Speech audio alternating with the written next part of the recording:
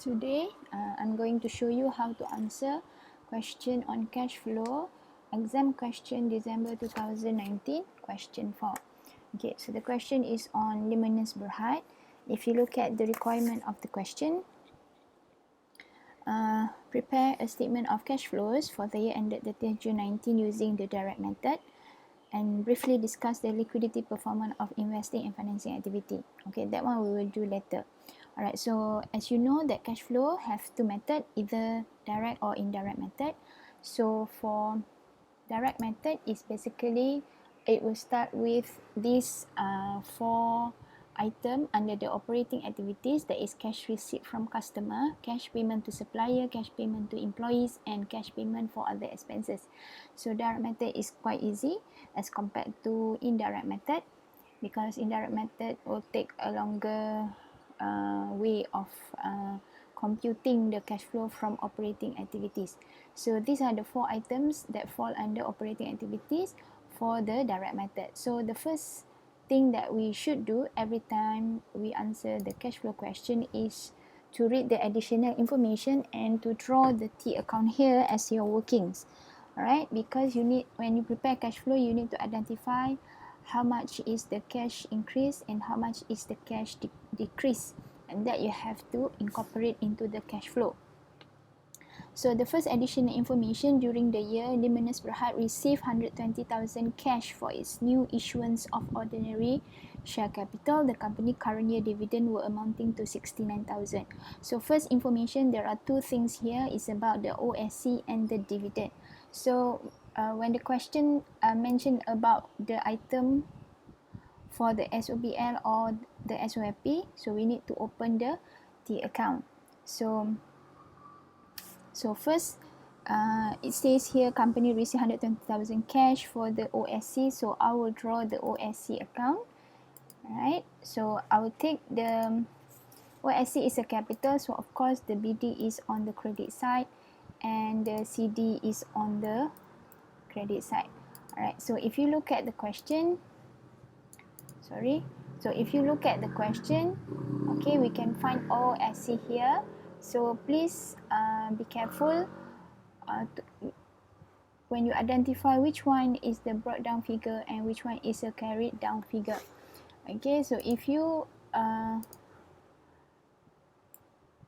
put them wrongly, so the whole answer would be wrong. So this is last year brought down from the previous year, so it should be a brought down figure, and 2019 should be a carried down figure. So whenever you take the figure, make sure you take the second column first, then the first column will be the ending figure. So this OSC BD would be 180 and the CD would be 300. So we will put it in this T account, right? 180, and I just put the short form, yeah, 180 and 300. Okay, all right, so we will incorporate the information just now. It says Luminous received 120,000 cash. So when you receive money, of course you will debit bank and you will credit your OSC because it increase your capital. So you credit 120,000 here and you put it as bank. So this one, remember your cash flow are divided into three categories: operating, investing, and financing. So investing is any cash inflow and outflow relating to your non-current asset. Okay, non-current asset on the upper part of your SOFP. Okay, and then your financing activity is anything that involve with your financing, which is, okay, if you look at here, alright, anything that fall here will be financing activity. Okay, this is your investing activity. Of course you will exclude certain item, I will show you to you later. Okay, so under the working, this one would be under okay, let me put it in red so that we remember to pass this into the cash flow. So this OSC is equity, of course it should be under financing. Okay, So I put it here first, financing. So this is money received, of course you will add lah. Okay. Saya tambah sini F plus. Okay, financing. Next, information. The company's current year dividend were amounting to 69,000. Current year dividend here refers to your dividend expenses. So dividend expenses goes into, remember your published account, you will deduct your dividend expenses under the column of retained earning.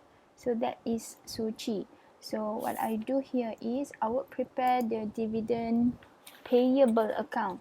Why? Because if you look at the question, you can see there is a dividend payable account here. Okay, so basically I will open the dividend payable account so that I will incorporate all information relating to dividend under the same account.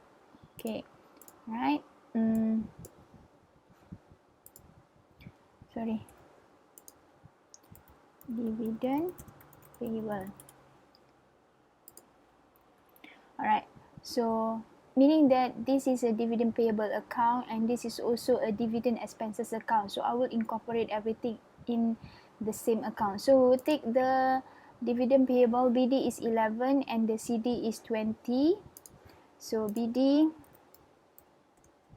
is 11 and CD is 20. Okay, I have not finished. Okay, basically if you look at the OAC here, credit side is 100 is 300. 180 plus 120 is 300. That means we have actually closed the account. There is no more transaction for this particular account. Okay, so that means this is done lah.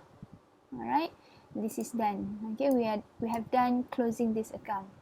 Alright, so for dividend payable here, it says that the dividend expenses is 69,000. So if you remember, in your Sochi, you will minus that dividend expenses under retained earning. Okay, so it means that in dividend payable account, it is actually fall on the credit side. Okay, which is 69,000. Okay, why it is on the credit side? Just how you treat your expenses account, dividend expenses, when you transfer into SOPL, okay, other expenses such as rental, stationery, so you will debit your expenses, okay, and when you close your expenses account, you will transfer that figure into the SOPL. Right, so same goes here. It is actually a dividend expenses. You just imagine this is dividend expenses. Alright, and when you close that dividend expenses, you will transfer this figure. So it's now into Sochi. So when in Sochi it is deducted as if it is a debit. Here it should be credit. Alright. Alright. So this is not bank, yeah. This is dividend expenses which you transfer into. You have not identified the dividend paid yet. Alright. So we are done with that. Number 1. Now we move on to number 2. The total amount of PPE for the current year is included. So when it touch about PPE, so I'm going to open the PPE account. So PPE account. Of course, this is asset. The borrowed down figure should be on the debit side and the carried down should figure on the credit side. Okay, every time when I open the account, I will write down where the BD and CD is supposed to be first. Then I will just check the question on the figures. I will not immediately find the figures before I putting this BD and CD word. So if you look at the PPE here, the BD is 350, CD is 319. So I'm going to put that figure in the account, 350. And the CD is 390. Okay. So senang kita tak tersilap lah. Okay. So we are going to put those information in the account. It says here, an equipment acquired during the year under finance loan of 52,000. Okay, you acquire your equipment using loan. So in terms of journal entry, it will be debit PPE credit long term. So debit PPE here, Alright, 52,000, and you will credit your long term. So I will open the long term account. Okay, if you look at the SOP, there is a long term liability. I will just put this one first, debit PPE, and I will credit 52 here. This one will be PPE. Okay, alright, ni nanti this is liability. Of course, liability BD on the credit side and CD on the debit side. Okay, alright, I'll go to that later. So this one we put it as long-term liability. Okay, done A. B, a plant with carrying amount of 32,000 was disposed of for 40,000 during the year. Okay, if in terms of journal entry, let me show you for your disposal, yeah. Okay, when you dispose your asset, you will get money, debit bank, and you will reduce your cost and accumulated depreciation. In this case, the question does not give you the accumulated depreciation, but it straight away give you the carrying amount. So you will credit your PPE. So the carrying amount that you dispose is 32,000. Okay, and the bank money that you receive is 40,000. Correct? Okay, so that means you are selling more than the value of the asset. It means that you get a gain because you are selling at a higher price. So this is gain on disposal. So this one is actually, you can see from the SOPL itself, gain on disposal, see, 8,000. So 40 minus 32, it is 8,000. Okay, why I'm showing to you this? Because we need to show this PPE transaction in this account. So you credit your PPE by 32,000, the carrying value. So the carrying value means that cost less accumulated depreciation. Means that this PPE account is a cost account as well as the accumulated depreciation account. This is a carrying value. So let me put it here, the carrying value. That means you have cost here and you have accumulated depreciation here. Okay, I hope that you understand this one. Sometimes question, if they give you a separate account, cost and accumulated depreciation, that means you have to prepare PPE cost account and PPE accumulated depreciation. But for this question, it does not separate that. So this one account represent the cost account as well as accumulated depreciation. That's why when they give you the disposal, the carrying value of the disposed asset, so you will simply put that carrying value in this one account. Alright, so we will put this as a disposal. Alright, okay, so let me put disposal account down here. Okay, so you credit disposal there and now debit disposal here, PPE. Alright, bank, debit bank, that means you will credit disposal. So this one, put it as bank. So remember, this bank should goes into cash flow. So I put it there. So this is disposal of asset. It fall under investing. And you get money. So your investing, you akan add lah. Okay, add. Letak siap-siap, nanti takut dalam cash flow you tak campur atau tolak dengan betul. Selalu student silap yang itu. Okay, this is a long working here. Okay, next number 3, depreciation expenses for the year was 65,000. So depreciation of course is meant for the PPE.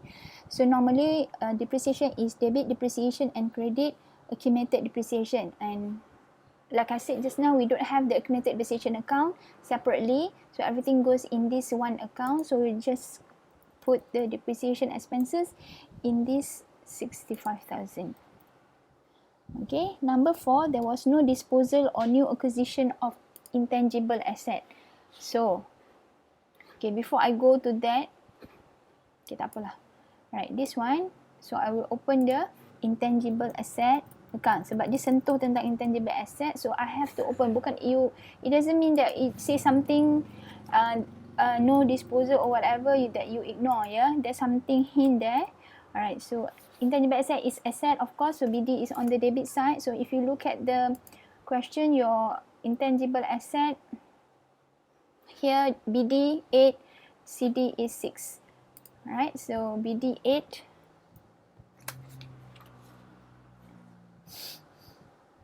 and CD is 6. Okay, so it says there is no disposal.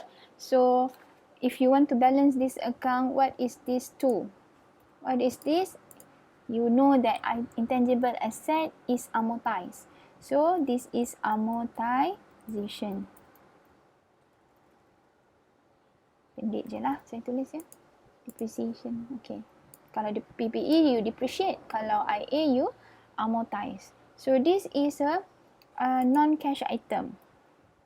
Okay, this is non-cash item. So you need to be very careful. Kejap lagi saya cakap lah kenapa benda ni penting. Okay, kalau this one pun, this is non-cash item. Okay, saya tanda sahaja so that you are aware. NCI also non-cash item. Okay, so we're done with that. Amortize, so intangible asset consider as settle lah, close ya. So this one is settle. Okay, done. Next, short-term investment qualify as cash equivalent. Just nak kata short-term investment ni we will not take up inside the cash flow. Okay, you will not show the movement of the short-term investment in the cash flow, but this is outside the cash flow. So this is a cash equivalent. Remember your cash flow, in the end you show that this is cash and cash equivalent. Okay, so cash equivalent is actually what referring to short-term investment, whereas the cash here is referring to the cash in hand. This is cash, and also bank overdraft is also. So these three items will not be incorporate inside the cash flow here, because what you are calculating in the end is actually finding it tallies with these three items. Alright, so I will show that to you later. Okay, so we are done with the additional information, but we have not finished, we have not closed all the account here.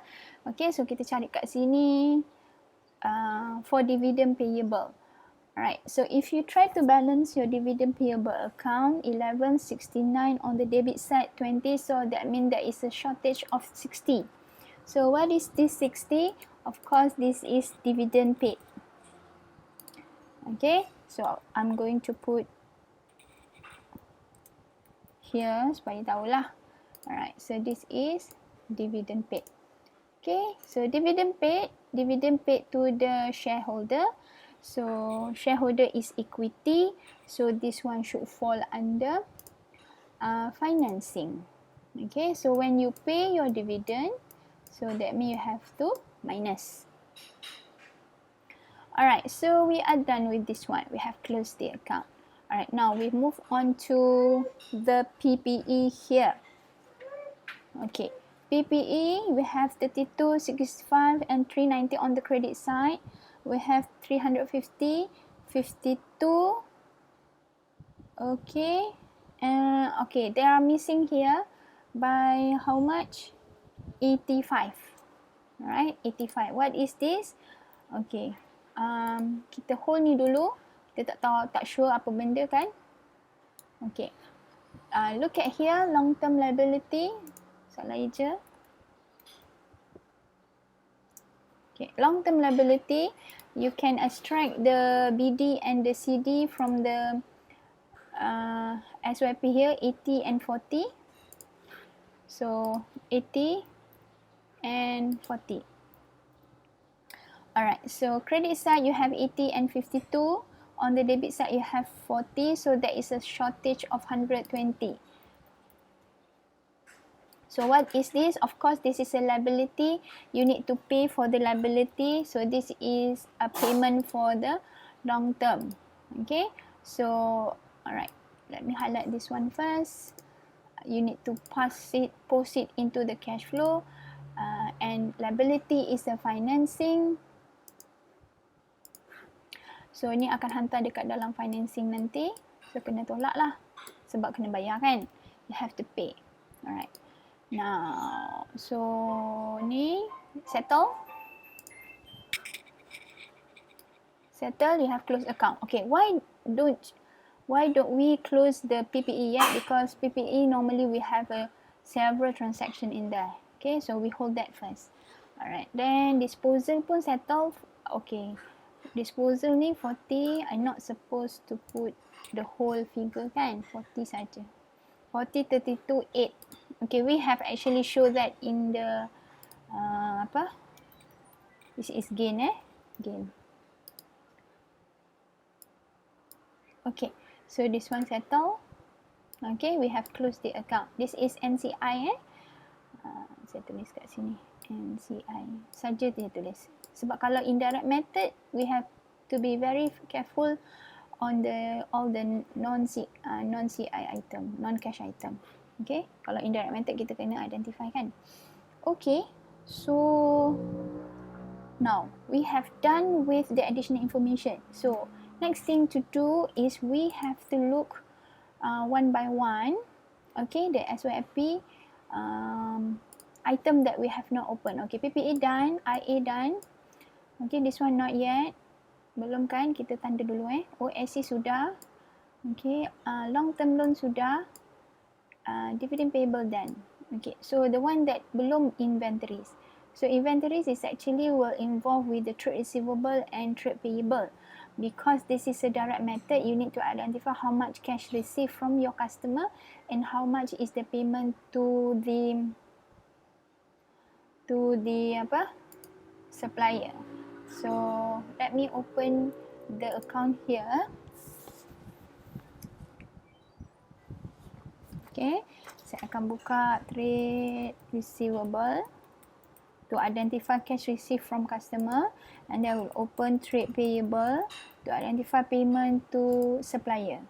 Okay, trade receivable is asset, so of course BD on the debit side and CD is on the opposite side. Payable is liability, so BD is on the credit side and CD is on the opposite side.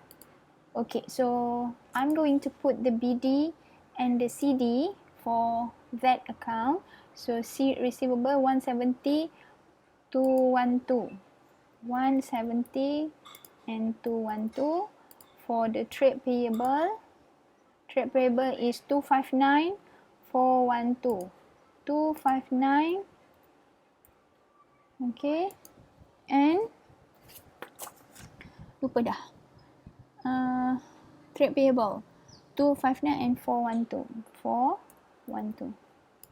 Okay, alright.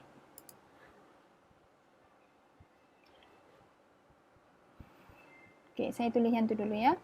Okay, interest receivable pun ada perubahan kan. So saya buka dulu interest receivable. Okay, because dia adalah asset kan. How do I know it is an asset? Interest receivable, sebab ni semua bahagian atas ni semua asset. So of course lah, interest receivable 4, 4 and 2. So interest receivable asset, BD is on the debit side, CD is on the credit side. So interest receivable 4 and 2. Okay, semua yang ada movement dalam SYP tapi but not mentioned in the additional information, we still need to open the account. Okay, unless you are so expert that you don't have to to open the T account, but you can identify the movement, then tak payahlah buka T account. But I normally would prefer to open the T account. Okay, interest receivable done. Okay, short-term investment, cash in hand tak perlu buka account because this is actually outside the cash flow. OSC sudah. Okay, revaluation reserve. Okay, this is actually ARR lah. The BD 0, the CD is 14. So I open the ARR account. Okay, saya buka kat sini lah. ARR. Okay, so of course reserve, credit side the BD, opposite side is the CD. Okay, tadi dia kata tak ada, so this one 0. And CD is 14. Okay, so now you tell me this 14, what is this? There is an increase. Normally what you have learned before in previous topic, ARR is increased due to revaluation, due to surplus. Okay, so of course PPE lah, because IA dia tak ada apa-apa kan, dia tak ada purchase, tak ada revaluation. So this 14 is a surplus. So you credit ARR, of course you debit here, debit PPE. So kat sini tulis ARR lah. So that's the movement. So ni dah bukan 85 lagi. Okay, so dia jadi berapa? Dia jadi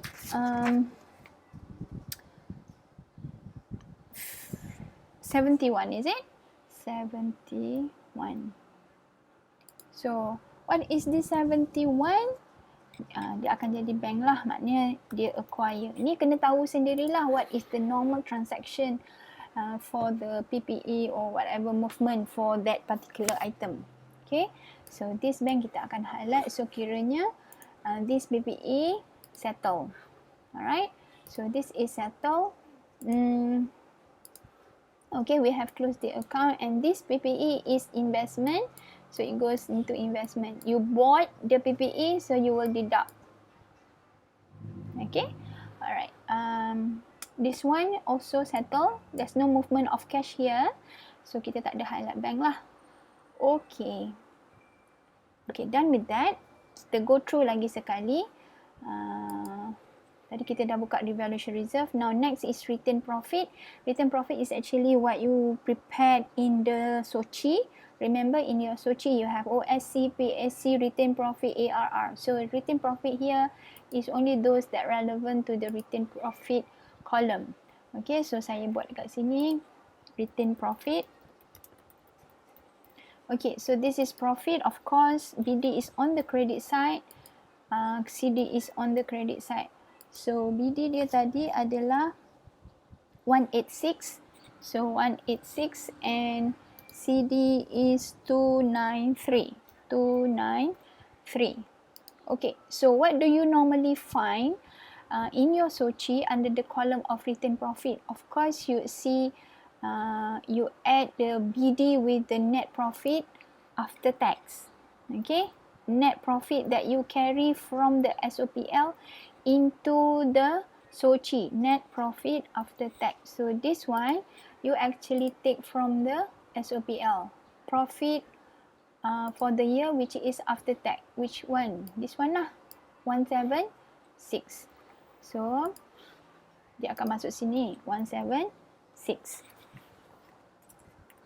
Okay, and then what else item under the column of return profit?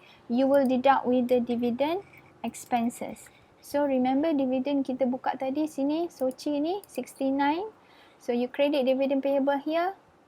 This sebenarnya dividend expenses lah, dividend expenses account So you deduct, you credit dividend account here and you will debit sini. Okay, 69. Boleh? So now your return profit, the credit 186, 176, 293. Okay, so basically this is the common item movement under the return profit unless there are extra in the question. Contoh, there is a transfer from ARR to return profit. So that means you have additional. But we know that when we open ARR, there is no more movement. Okay, no more movement relating to the ARR. So that means we consider that that's all. So we can apa? Saya salah ke apa ni? Dividend expenses. Okay, so kita balancekan account. 186 plus 176 ni lagi besar ke? Tolakkan dengan 293 and 69. So you should get a dividend paid by how much? Dividend paid boleh kira tak? Sekejap ya. Let me find my calculator. So we have 186 plus 176 minus 293. Oh, itu je. Oh, dah balance That's done. Balance.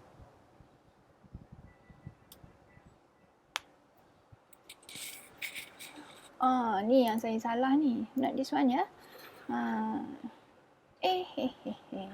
69 kredit sini, debit sini. Kejap. Betul tak saya buat ni? Ni 60. Okay, so sorry ya. Ni Sochi. So, Ci betul lah tadi. Nampak saya ni mengelamun. So, this one settle. Ini adalah dividend paid yang kita dah dapat tadi. Alright, dividend paid. From here, there's no dividend paid. Yang kat sini dalam return profit ni hanya you add with the net profit after tax and you less with the dividend expenses. Okay, biar saya tuliskan kat sini biar faham dividend expenses. Okay, settle with that. Now kita tengok next item in the SYP. So we have done, kita dah tutup ni. Trade payable kita dah masukkan BDCD. Okay, tax payable ni kita nak buka account ke? Kita buka account Okay, kat sini ya. Tax payable. Okay, tax payable is liability. So BD is on the credit side. CD is on the debit side. So kita ambil figure tax payable tadi. 4 and 7. Okay, so kita biar dulu. Tax payable dah. Interest payable. Okay, interest payable kita buka juga. Panjang kan? Tapi seronok sebenarnya buat cash flow ni. Okay, so it is liability, BD credit side, CD opposite side. So interest payable is 4 and 6 ya. 4 and 6. Okay, done. Okay, next item. Okay, sudah. Okay, settle lah. Cuma kita belum tutup account. Okay, alright. Sekarang ni kita nak tengok account mana tadi yang kita belum tutup. Trade receivable. Okay, this is your customer. So you sell to your customer, right? So sales is revenue. We credit sale and of course we will debit the customer account. So sale kat sini. Sometimes student terbalik. Sale tak kat sini. Tak logik lah because sale is revenue. Revenue should be on the credit side. You credit sale and you debit your customer. Your trade payable is when you purchase from your supplier. Purchases is expenses. Debit purchases. Credit payable. So purchases di sini. Put the item first so that you tak tersilap. Okay, where will you find the sales figure? Of course from your SOPL. So you can see your sales is 810,000. So you put inside here 810,000. Okay, alright. Now how much is your purchases? You will not find it in your SOPL because purchases is inside the cost of sales. So what you need to do is you need to find that purchases amount. So how do you find purchases? Okay, how do you get COGS? COGS is basically opening stock plus purchases minus closing stock. So what you need to do is you need to reverse. Purchases means COGS minus opening stock plus closing stock. So you have to reverse. So COGS ialah berapa tadi? COGS 450,000 and then minus opening stock. You can get from the SOP down here your inventory. This is opening stock, this is closing stock. Opening inventory, closing. So 190 and 200. So 190 and plus 200. So you akan dapat purchases of 460. Okay, tekan calculator, you akan dapat 460. So this 460, you akan masukkan dekat sini lah. 460. Okay. Alright. Next, kita nak kena tutupkan. Soalan ini tidak ada return outward, tidak ada return inward, tidak ada discount allowed, discount received. So kita tak masukkan lah. Alright, so your trade receivable 170, 810 minus 212, so that is a difference of 768. So what is this? Of course, this is a cash receipt from the customer. So bank.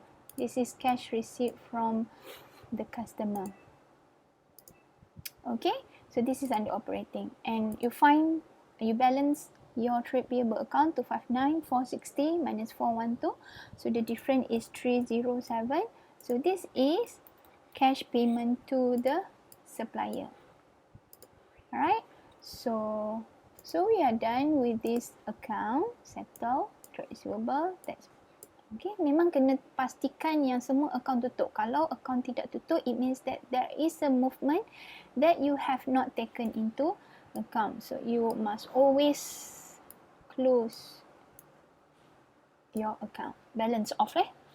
Okay, now we move on to interest receivable. Alright, what is the story about this interest receivable?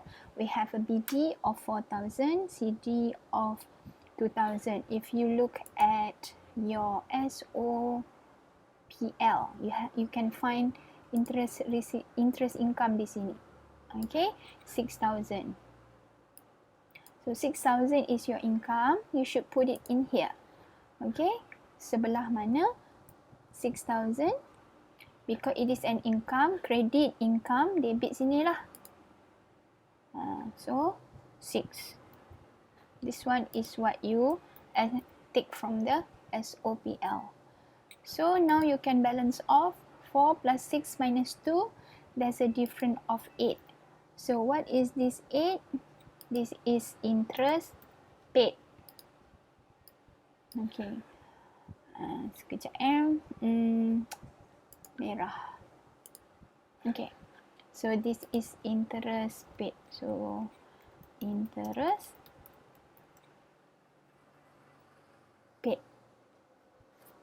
Bolehkah? Interest paid. Let me check.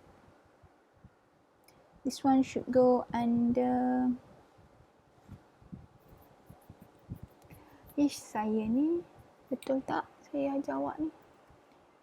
Bukan interest paid, interest income lah. Interest receive. Bukan interest income, interest receive beza eh. Interest income is the revenue. It could be including accrued or prepayment. Interest receive ni is the actual cash received from the interest. Ni interest receive, sebab tu kita masukkan dia dalam interest receivable account. Okay, this is money receive sebab debit bank, credit interest receivable. So debit bank maksudnya duit terima. Okay, so interest receive should fall under investing lah. This one is investing, dapat duit, so you can add. Okay, yang ini tadi this is under operating. Ni dapat duit kan. Yang ini payment, bawa operating, tolak. Okay, settle that one. Next adalah tax payable. Kena buat interest payable dulu. Okay, kita buat interest payable dulu. So this is liability kan. Interest payable ni berkaitan dengan expenses lah. So PD, CD. Now we look at the sini. Kita tak nampak ni interest expenses kat sini. Nampak interest income. So dia sebenarnya finance expenses ni actually is interest expenses. If you remember your published account, those item that fall under finance is only interest on loan ataupun interest on debenture. Okay, so soalan ni tidak ada debenture. So this is interest on loan lah, 14,000. So that 14,000, okay, kita akan masukkan ke dalam interest payable. So dalam SOPL kita tolak, that mean debit. So dekat sini kita kredit lah. Okay, apa figurnya tadi? Interest payable 14. So this one SOPL.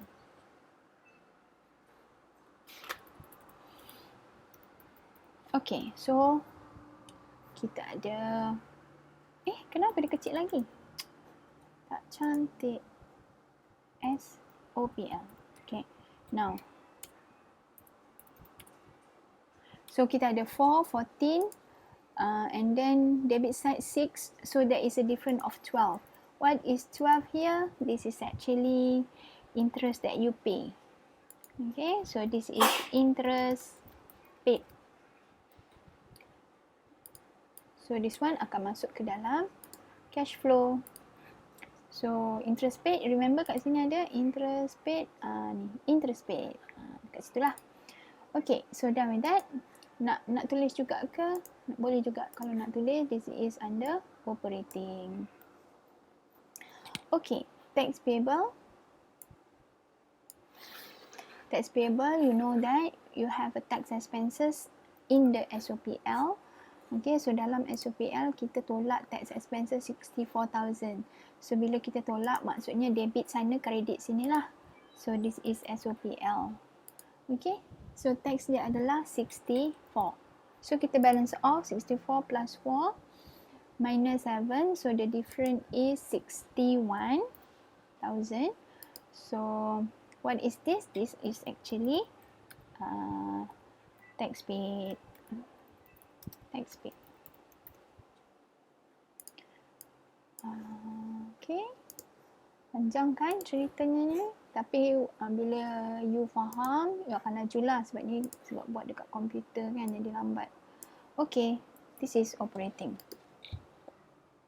Okay. Kalau you tengok kat cash flow ni, ada tax paid. Dia memang sentiasa fix dekat situ ada interest paid and tax paid. Okay. Are we done with everything? So kita dah tutup interest payable, kita dah tutup interest receivable, kita dah tutup tax payable. Okay, let's check.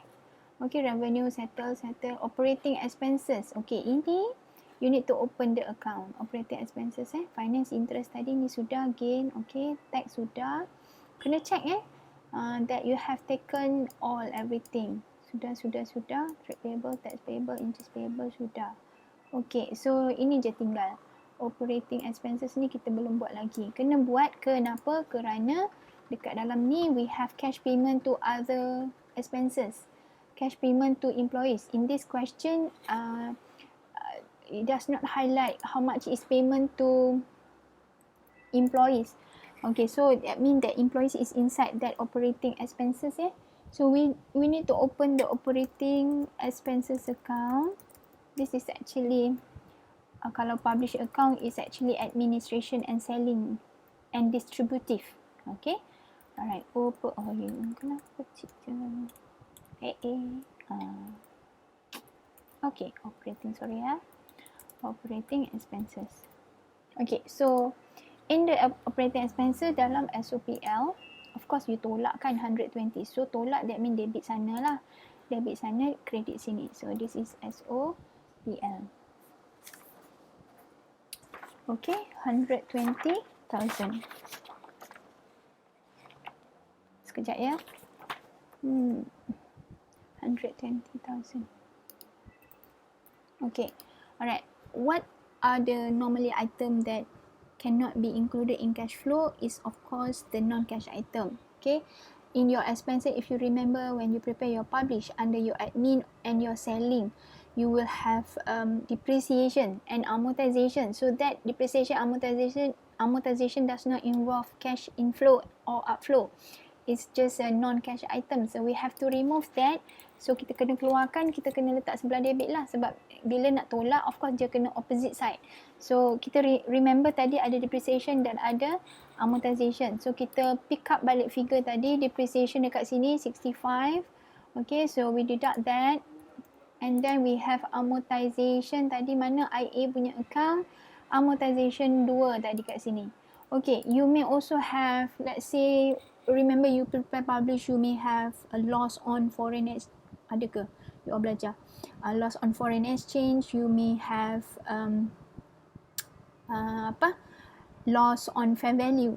Okay, loss on fair value of IA,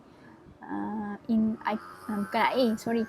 Loss on fair value of DA, biological asset, loss on fair value of IP, that one fall under loss tu akan berada dalam expenses kan. So yang itu pun bukan cash item. So kalau ada, you have to put it here lah.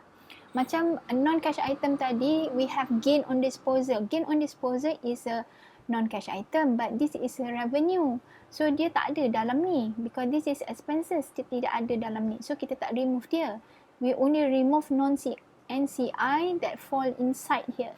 So if you have a loss on fair value of IP ataupun biological asset, it means it is inside. If it is inside that 120, then you have to remove them. Okay, so in this case 120, then minus 65 and 2, so you get 53. So this is the actual cash that you pay for the expenses. So this one adalah bawah operating. Okay, maksudnya ni termasuk wages and salary lah, payment to employee. For this question, we cannot identify how much is the wages. So kita akan letak cash payment to employees and other expenses. And other expenses. So yang ni tak payahlah. Sebab kita tak boleh nak identify them separately. Okay, so I think that settle everything. So penat dah buat the account ni. So we stop here first. Then we will continue. I will continue. Thank you.